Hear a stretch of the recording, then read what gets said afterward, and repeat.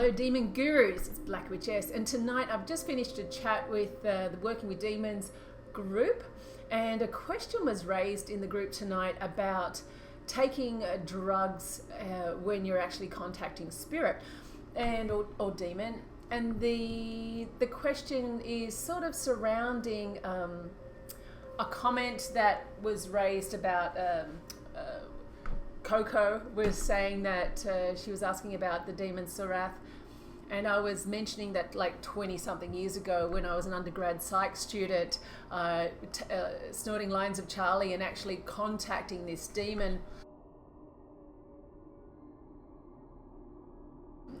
Violet actually asked, did Charlie help or did it make it worse? And I actually said that, and this is true, that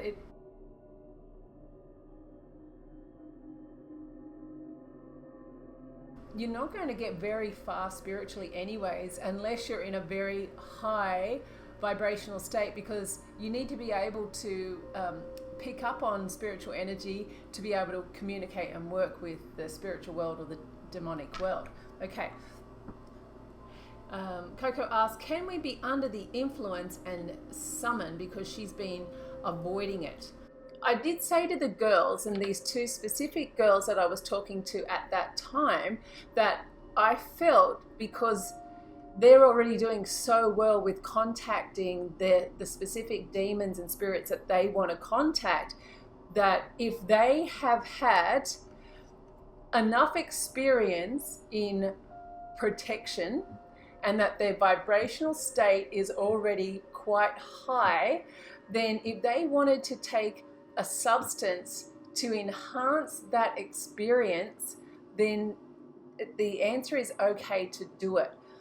However, if like Violet Sun says, if she says don't do it, go with your gut. This is also very good advice, because I taught this class, or I'm teaching this class to people that are really quite fresh. In fact, most of these people on YouTube right now are really quite fresh, and I'm not saying that they're wrong. What I'm saying is that there's not a lot of experience in protection, or not enough experiences to know potential risks, especially as a teacher, teaching a group of, like, I've got to be very careful what I say to you out there in YouTube, because you might feel like you've got the experience because you've had one spiritual contact, or you feel like X, Y, and Z, and now you're ready to get high and contact the spiritual world. You've got to really be able to be in tune with your own energy. And when you're in tune with your own energy, when you're contacting various demons, you'll be able to be more objective and understand, what does that demon need? What does a demon need from you? What else do you have to do to enhance that contact? You're not going to be really receptive if you're high. Okay? So it was great advice from Violet to say, just pull back unless you've got a ton of experience and you can hold your own. You are way on your path of ascension. You can hold your own, and even if the worst demon appeared before you, you could stand before that demon. You probably were crapping yourself, and you'll be able to do whatever you need to do to be able to recover from that situation. I don't know, I don't feel like pot is that bad a drug, so long as you're not getting completely bonged out. I don't know all the proper, I don't ever use marijuana, but because I don't need to. And but if it does it for you, just so you can relax a bit and not be so nervous, I think that's great. If you're going to do it so because you're scared and you want to zonk yourself out, well then why bother contacting spirits? I think that says it all, right?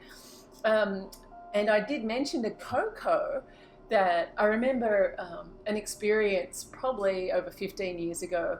I was in Fiji, been to Fiji many times, but I remember always being the little inquisitive Aquarian I am.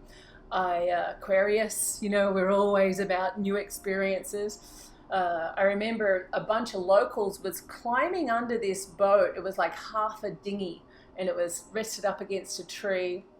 And I was quite curious, and I went down there and I had a look under this group of locals that had gathered around this very rustic looking pot with a hessian bag with some stuff in the middle plonked in this water, and with half a coconut shell they were sharing this drink around in the circle under this upturned boat dinghy. And, I have very little fear anyway. I was like, hey. And they're like, come and sit. So we're all sitting cross-legged around this pot of very dirty water, and just drinking out of this little half a coconut shell. And it was kava. Now, the effect kava had was quite numbing, and, it numbs your lips, but it has a lot of medicinal properties as well. You can look kava up yourself and see some of the medicinal effects that it has. When we're looking at the regions that actually uses kava, regions such as the Pacific Islands.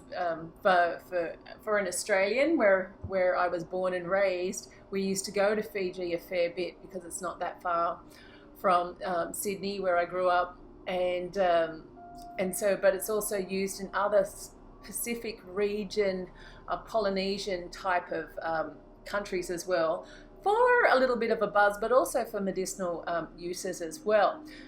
Now, I gave a link to the girls on our group chat, and I'll put the link to kava under this video so you can check it out yourself.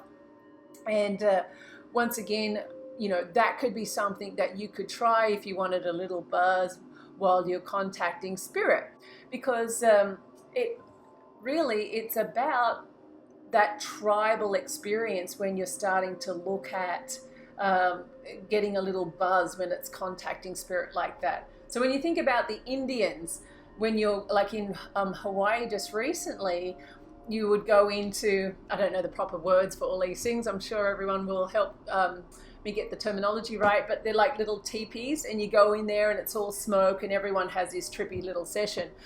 But the good thing about these sessions is when you're contacting spirit and having all of these visions and experiences, you're in a group. So if anyone trips out too much, you've got someone experienced there that's going to help.